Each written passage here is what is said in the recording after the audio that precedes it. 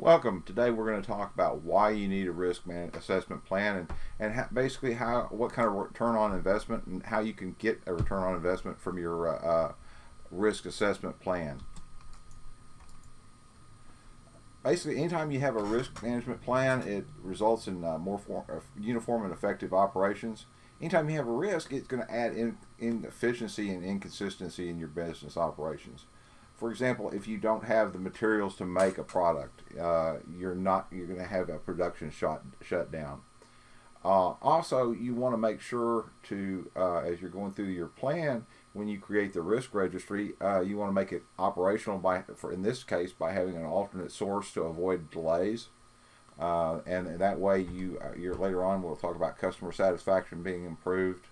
If your customers can get what they need on time, it improves their happiness with you. In a lot of ways, this can actually improve your customer satisfaction. If you have methodologies in place, for example, for data breaches and how you respond to that and how you notify your customers and how you make them right, how you make them whole, that's always going to improve customer satisfaction. Risk management plan and risk affects profits. The risk management plan helps identify risk. A lot of times we think we know what the risk in our businesses are.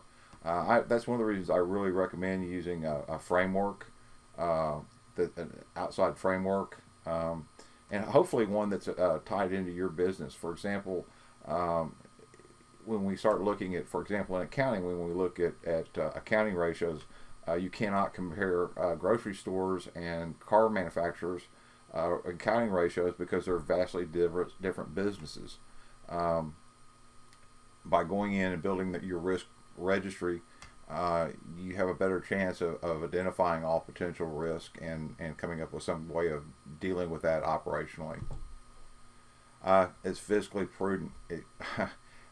If you're don't have risk management plans, you're not doing your due diligence. If it's a publicly held company, you're not doing what you're paid to do for your stockholders.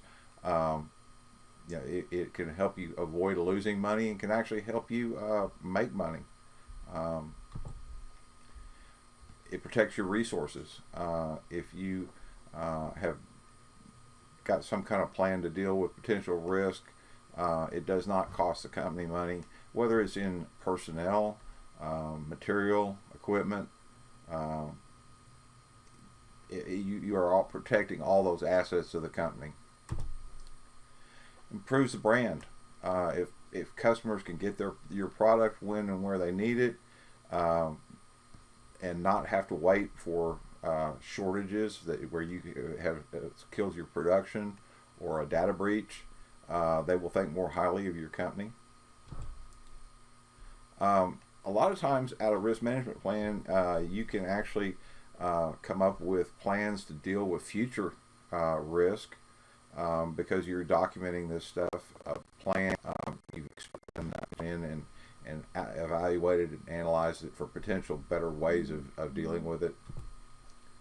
Finally, we talk about the four kinds of ways of dealing with risk: avoidance, mitigation, transference, and acceptance. There's always going to be times when you're going to have to transfer it, and that's where insurance comes in. A risk management plan will help you determine when you really need insurance and how much you need.